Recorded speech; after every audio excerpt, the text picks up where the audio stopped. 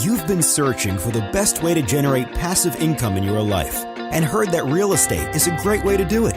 But you're tired of all the so-called gurus who are all talk and no substance. Get ready to celebrate because Kevin Buck has spent 14 years successfully making it happen. This is the Real Estate Investing for Cash Flow podcast. Now, here's Kevin Buck. Hey guys, Kevin Buck here, and I want to welcome you to another episode of the Real Estate Investing for Cash Flow podcast, where our mission is to help you build and maintain massive amounts of cash flow through income-producing real estate investments. And our guest for this week's show is real estate investment and student housing expert Will Gaston. Now, Will got his start back in the real estate industry in 2006, and he quickly became an expert in the student housing niche. Today, he currently owns and manages 50 residential student housing units in Columbia, South Carolina.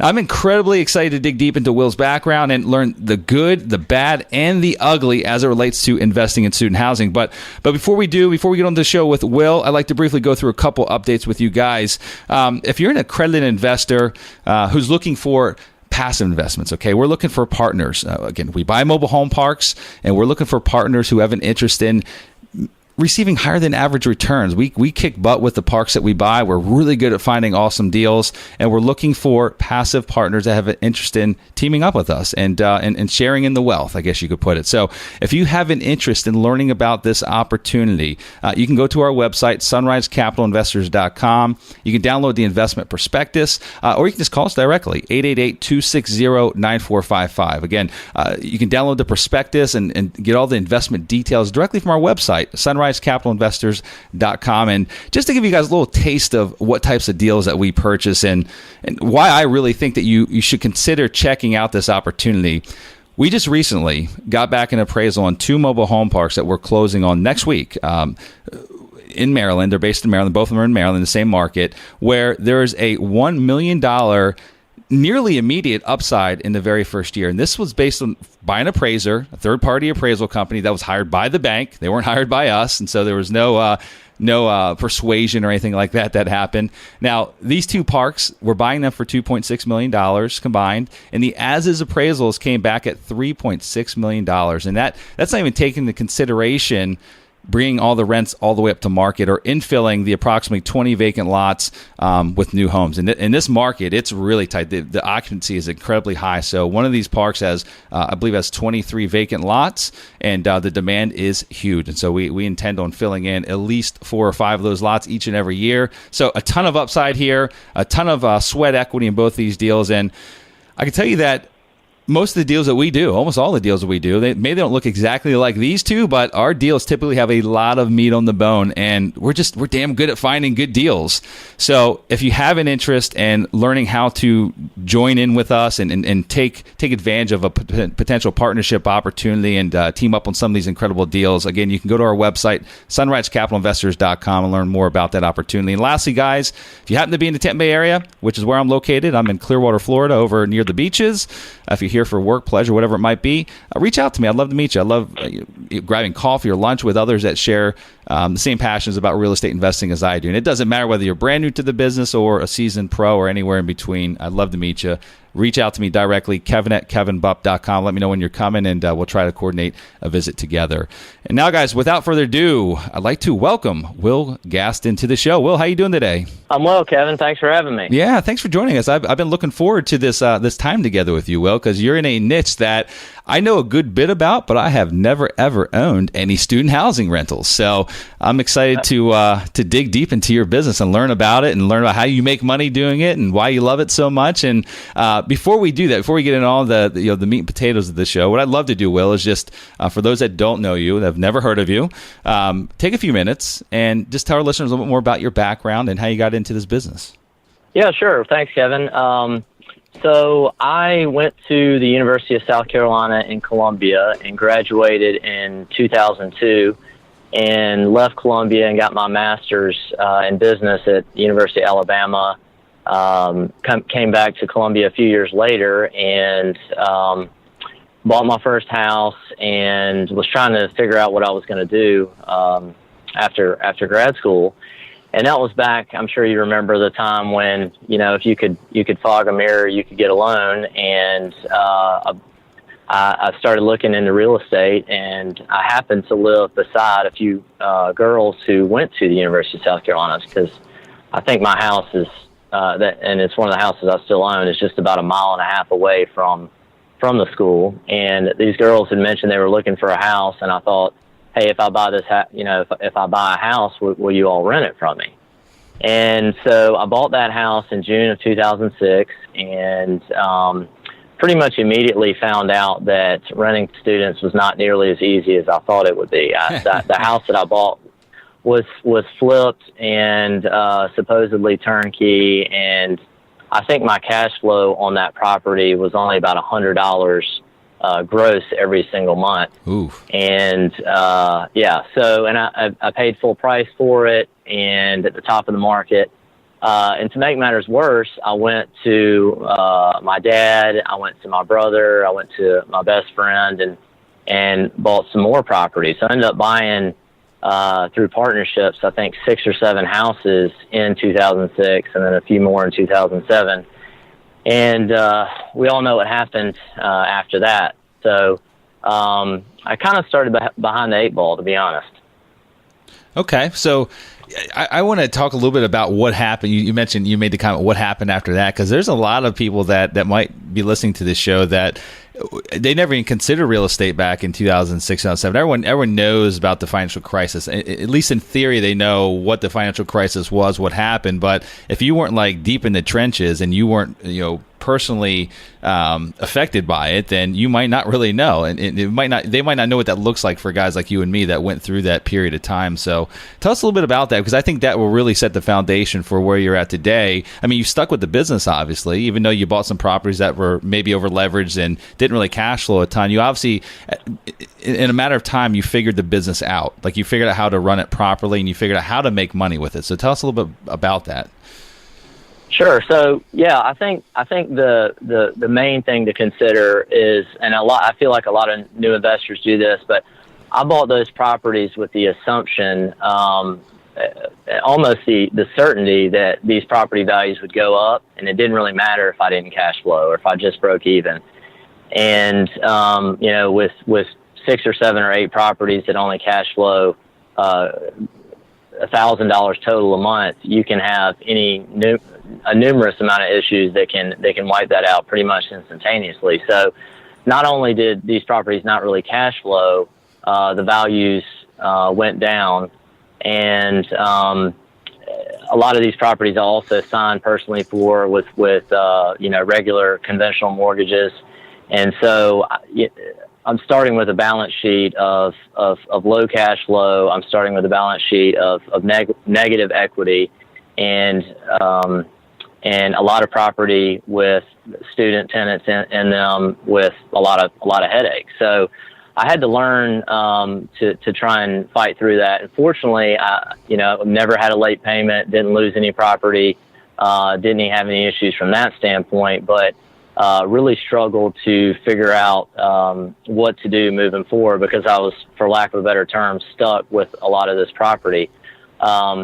But I've realized through the 12 years that I've been doing this that I wouldn't have been able to find a lot of the great deals that I've gotten over the last specifically 5 or 6 years if I hadn't have bought properties that didn't cash flow well, or had poor floor plans, or had no value add to them. So it's a cliche, but I really could not have gotten to where I am now without buying a lot of those terrible properties in the beginning. Yeah, my good friend Rod Cleef, he calls those mistakes that we all make seminars. So you basically just had you had an expensive seminar for a couple of years that you went through.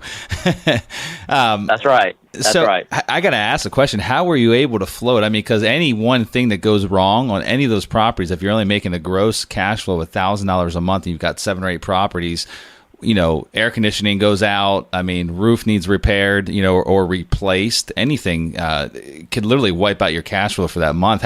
How did you really make it through that downtime without missing a payment, without literally, going into debt even more, or losing any of those properties? How'd you trudge through that? Yeah, so I think one of the first things that really helped was during that time, 2007, 8, 9, I also lived in my own house and had several roommates, so I didn't have a mortgage that I had to pay myself. So I was basically living for free and making some additional money off of that. But so that obviously helped. But also with the properties that I did own, I did have partnerships with my dad and my brother and also my friends. So I had some help to be able to sustain those. But just to be honest, not really well. I mean, I just kind of floated along and tried to figure it out and tried to my best to deal with the properties that I had and increase the rent. So one of the good things about that situation is I knew I was stuck with those properties, and I asked myself, how can I increase the rent? How can I add value to these properties? And that helped me realize that I had been marketing student rentals kind of incorrectly from the beginning. Okay. I was gonna say, what does that mean? So one of the things that I realized, and it took me 4 or 5 years to realize this, and I'm not sure if this is true in every single market, but one of the things that I believe with my student rental properties, and I have about 140 tenants that rent from me. Most of the college students that I know of and have rented to in the past, their parents are paying the rent, and so when they're going to look at a property, they don't base the decision based on the price because they're not paying for it. So if it's $600 per person per month or $400, that doesn't really bother them as long as it fits within the budget their parents have provided them. So I realized that it's not a price situation. It's more of a binary situation. Either they want the property or they don't. And I did have a few properties, specifically the first rental property that I bought and one next door to it that were really nice, and was able to bump the rent on that just within, I think, 2 or 3 years from $1,650 a month to $2,200 a month. Wow! Once I figured that out, so that was really helpful, and that pricing has been one of the biggest, I guess, upsides to student rentals that I'm able to find that I've been able to find so far anyway. Okay, great. Well, I want to dig into it a little bit. I want to dig into the particulars of the business itself. And I guess the first question I would have, Will, is how do you determine if there's even a need for student housing within that particular marketplace? Like a lot of these homes that you were buying, were they already pre-existing student housing rentals, or were they just regular single-family homes or residential type units that you then converted into student housing? So some of both, and I think the reason that I was able to, in my market, able to realize that immediately is because the very first property I bought, the college girls that were living beside me that were looking for a house, they couldn't find one. So I did some research online to see if I could find anything around what they were looking for, and it was really, really hard to find. And I bought that first property and continued to do research and see what was listed for rent out there, and noticed that when I would advertise my property the next year, I would get lots and lots and lots of responses, like an inordinate amount of responses, and was able to see the demand firsthand just from the amount of feedback that I was getting from my ads. So that would be the first thing that I would tell people is check out and see, and this goes for non-student rentals too, is if you're interested in buying a property and want to know if the demand is there, then check out and see if that property is available out there, and see how much of it is available and also how much is listed for. Mm-hmm. And what's the timing? Obviously, you got to get the timing right on when you're going to be looking for those type of indicators, right? I mean, it's not year round that there might be vacancies or there might be full units of student housing based on the student cycle. Yes, I'm glad you asked that, Kevin. One of the most important things about student housing is the timing.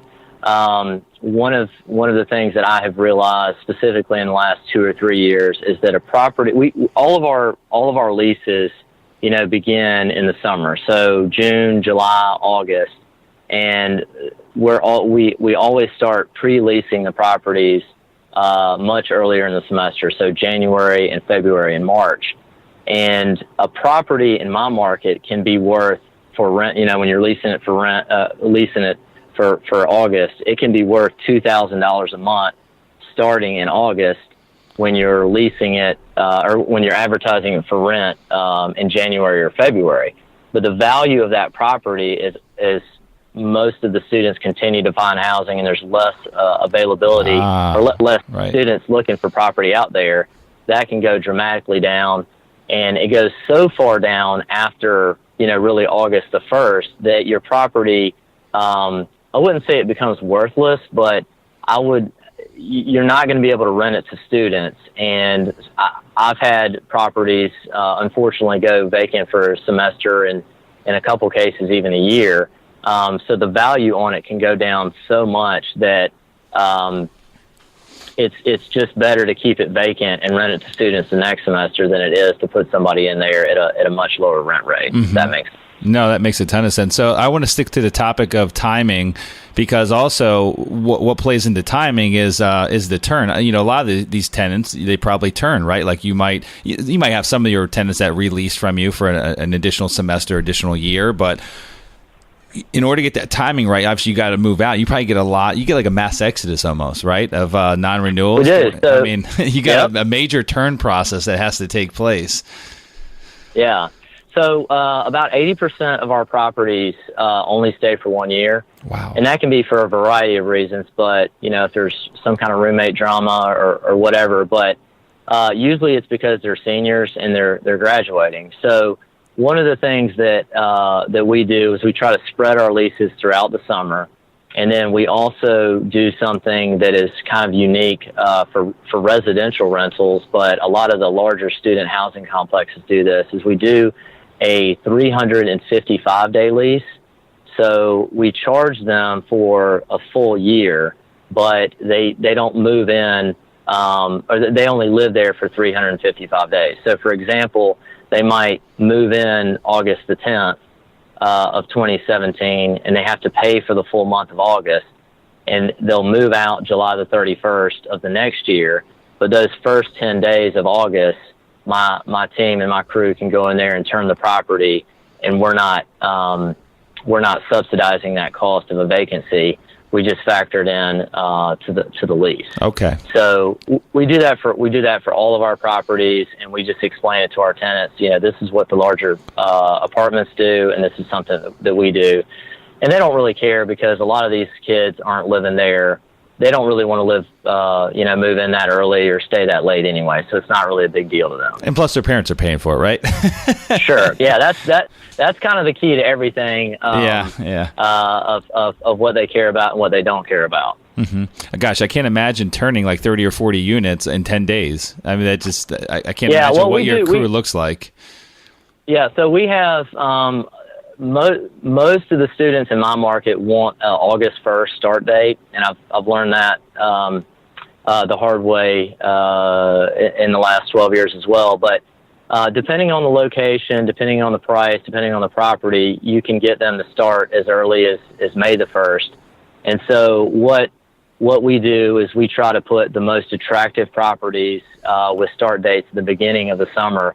That way, it's not going to be a deal breaker. Like if it's really close, it's 2 blocks to all the bars in 5 Points, right near the university, then they're willing to move in early because it's a great house and it's a great location. Mm-hmm. They might not be willing to do something like that if the property is a mile and a half away from school. Gotcha. Okay. So how about the management of these things? I know that you told me a little bit about your team, but maybe share a little bit about your infrastructure and how you oversee 140 tenants. I mean, because there's a lot of moving parts of this business, and pretty easily could probably get overwhelming. Oh, sure. So I do it a little bit different than a lot of people out there. I don't outsource my properties to a third-party property manager. And I don't do that because, in my estimation, most property managers, even a really good one, would probably only come back, the next year with 50% of rents that I would be able to do, or maybe more than that, but more expenses. I think the value that I add to my business is the market knowledge and knowing the tenant, knowing college students really well, but also understanding what they really want and what they don't really want. So what I did for probably about 3 or 4 years ago is I hired a full-time manager to work for me and kind of be the point person for all of my tenants, and they dealt with him, and he would sign the leases and meet them to get the keys, and he would be the contact person if there was an issue. And that went much better than my previous arrangement. And now I still have a manager, a new one, as of last December. And so we have transitioned over to property management software that handles a lot of our maintenance requests and our rent payments.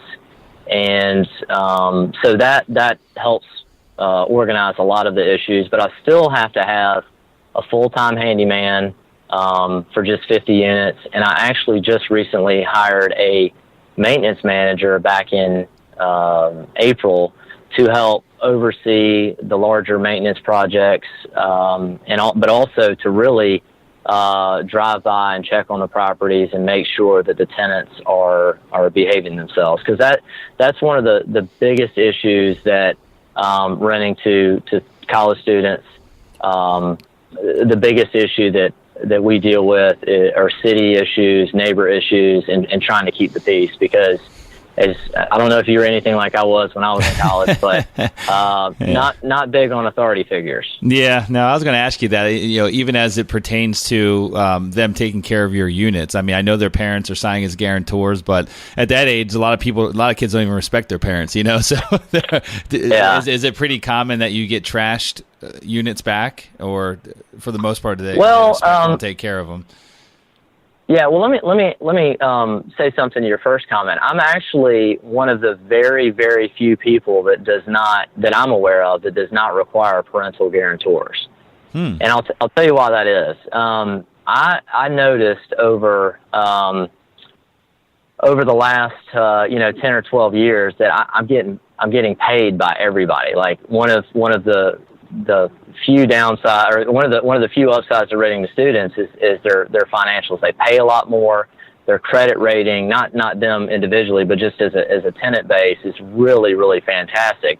And I noticed that I kept getting paid and by everybody in full. And I went back several years ago and looked, and I had 700 tenants that had rented from me, give or take, and only had 4 that had not paid their lease in full. And I started asking myself, why am I asking the parents to co-sign on these properties when the parents are causing quite a bit of headaches for my business. In fact, I would argue it's probably one of the biggest headaches is dealing with the parents. And so you can have the co-signer and have the upside of that financial backing. But when you invite the co-signer into the discussion, then they can also contact you about the property. Oh, right. So I have a duplex with 6 girls living there that is just a few blocks from 25 or 30 bars in Columbia, and what kind of tenant is living there. And those 6 girls have 12 parents, and if we have 18 people on one lease, it can turn into a communication nightmare. And one of the things that I got really just sick of was the phone calls or the emails or the texts from parents, just really upset about some situation that they had only heard 15 or 20% of the real story on. And that comes from just a poor communication system. And one of the things that I've tried to do with my business is to increase the communication level, and we've done that by eliminating the parents, but also forcing our tenants to elect a house mom or a house dad that we go through. So if there's 5 or 6 people living in a duplex, we go through one person if there's an issue from our end, and if there's an issue, a repair issue or something they need to address with us, and then the house mom or house dad will go to us for that issue, and that's tremendously helped the communication level there. So just wanted to mention that about the co-signers, because I think that's a thing that most people do, and it's always been done that way, and I think that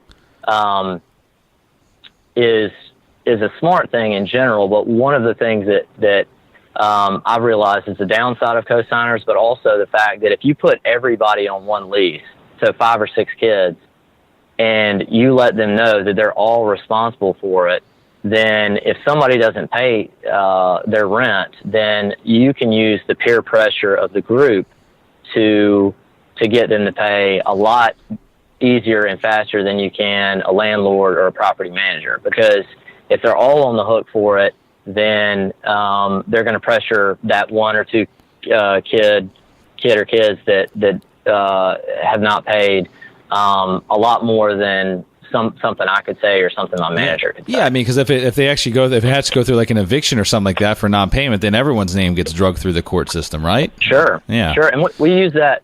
We use that, and it's one of our biggest management tools, is to let them know, you're all. We know that multiple times in our lease that they're signing for a total contract amount. Whether they live there or not.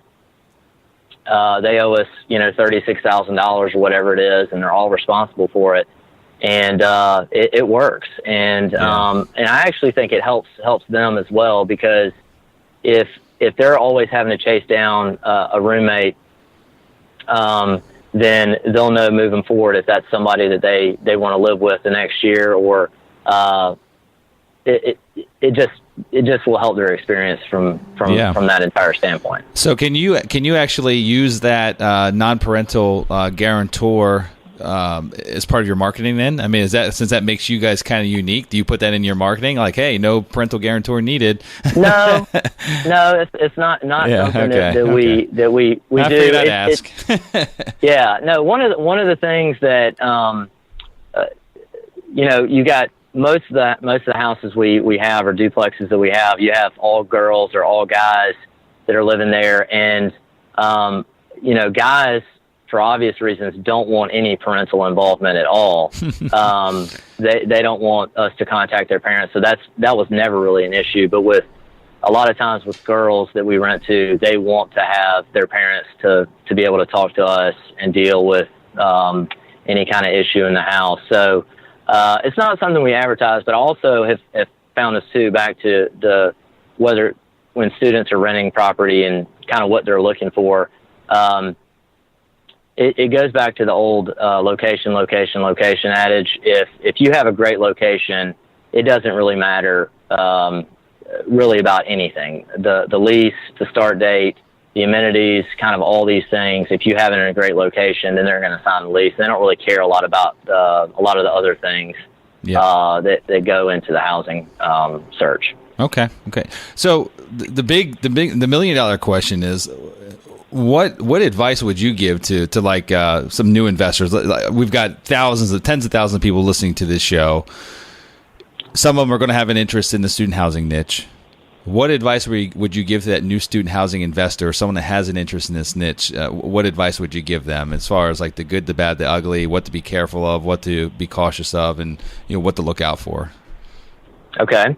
So the first thing that I would tell you is there are usually, and there is in my market, several of these guys, but there are usually in just about every college town, 6 to 10 to 15 wealthy, older, usually gentlemen that own a lot of the rental property in a college town. So they've kind of figured out the system, and they own all of the best location property in that town. I think the first thing that I would do is try to find one of those guys or gals and take them out to lunch and befriend them and try to soak up as much information as possible, because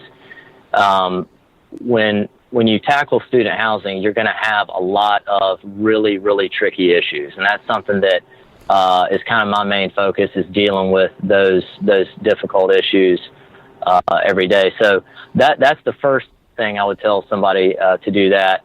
And they can kind of find out the good and the bad from that market, from that person. And then from the ugly standpoint, I would just say this. I think that if you are somebody that can enforce boundaries very well and can handle confrontation very well and can leave emotion out of business, then you're going to do really well in the student housing business. If you can't do that, you're going to have a lot of trouble. And, to be honest, I've had a lot of struggles with this over the years just because of how difficult emotional 20-year-old kids can be and their parents, because their children are living in my house. And there's just a lot of emotion involved in it.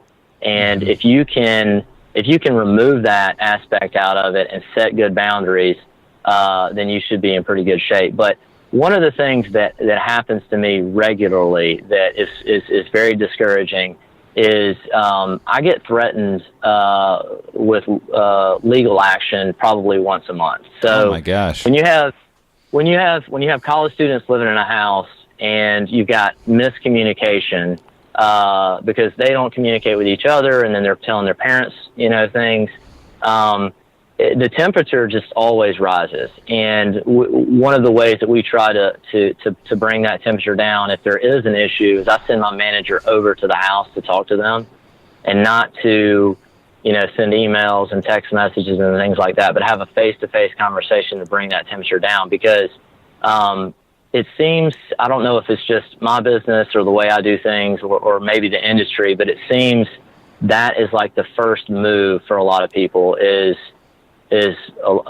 threatening legal action. And that's kind of disheartening. But when you're in this industry and dealing with emotional students and emotional parents, that's something that quite frankly you just have to get used to. Mm-hmm. Yeah, no, absolutely. I think no matter what part of real estate you're going to get into, especially if it's going to be residential housing, whether it be student housing or just renting single family homes or mobile home parks or apartment buildings or anything like that, you got to be willing to deal with some of that crap that comes along with it, right? I mean, it's part of the business, So, yep. So you've been doing this now for 12 years, almost 12 years, right? Or 12 years, yep. 12 years. Knowing what you know today, what advice would you go back and give yourself? I mean, if you could go talk to Will back in 2006 before you even bought that property, that obviously was almost negative cash flow. I think you said $100 a month or something like that the girls lived in. What advice would you give Will back then? Well, other than wait until 2008 or 2009, yeah. I think I would probably tell myself just to trust the process and get into real estate and buy the right properties in the right locations and to be patient, because one of the things that I've learned is that you can't do nearly as much as you think you can in 1 year, but you can do a whole lot in 10 years. And just in the last few years, I've been able to double my business and really, really increase my net worth. And I feel like I've had a lot of opportunity in my life, and one of the things it says in the Bible is that to whom much is given, much will be expected. And I really like to use those opportunities to grow my family's wealth, but also to help others. And I think the best way to do that is to be patient. So I think just to be patient. Yeah, no, I think that's great advice. I mean, I think being a real estate investor, obviously you can make quick money, but it really is a better game for those who can appreciate delayed gratification, right? And are willing to and are willing to be in it for the long term, the long haul, not just thinking about making a ton of money next year, but like what does your 10-year and your 20-year horizon look like, and be willing to commit for the long term and stick with it. I mean, especially if you're going to get into a niche that you know nothing about. Like if I were to go jump into student housing, I would automatically give myself, even though I've owned tons of other types of real estate, I would still give myself a year to figure it out and to feel comfortable with it, and to, maybe buy my first property or two, so Sure. it just, Yeah, it takes time. It takes a lot of time. And for those late night infomercial, watchers out there that think that they can learn it in a matter of like 5 days and go out and make money, maybe you can, but for the most part, you really can't. You got to give it some effort and give it some time and be patient with the process. So, Sure. Will, now we get entered into what I like to call the golden nugget segment of the show. This is where we're going to wrap things up for the day. And you've given us a ton of information, ton of golden nuggets already. But if you just had one last final golden nugget of advice or wisdom that you could leave with our listeners that may inspire and motivate them as they progress in their real estate investing career, what would that one last final golden nugget be? Sure. So, one of my favorite books is Gary Keller's The One Thing, and I use that every day when I'm thinking about decisions and thinking about my business. But I asked myself that after I read it, what is the one thing in real estate? And to me, the one thing that will fix just about everything is getting a great deal. So if you get a great deal, you can do a lot with it. You can probably get either a bank or some private lender to loan you money. You can be a great landlord because you can afford to fix up things and take good care of the property.